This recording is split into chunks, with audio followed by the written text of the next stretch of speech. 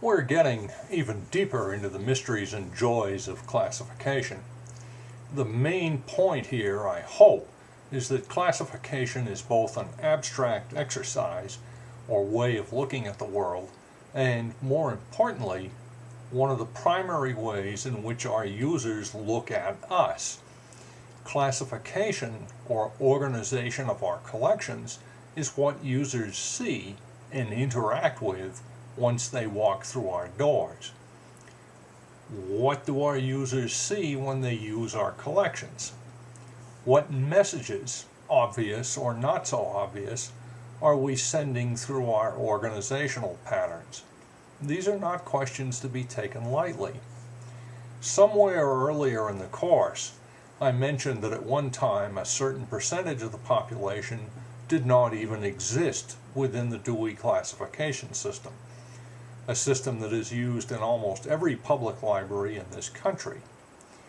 What other groups are ignored, misplaced, misfiled, and what does that say about the library's attitudes towards those groups?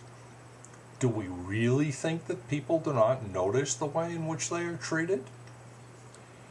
This week we will revisit briefly both Dewey and Library of Congress systems.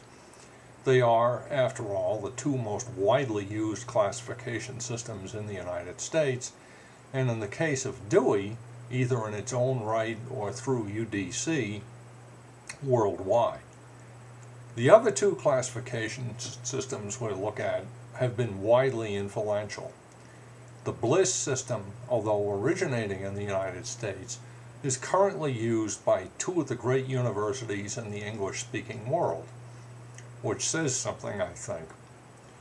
The other, that of S.R. Ranganathan, is used, as far as I know, only in India.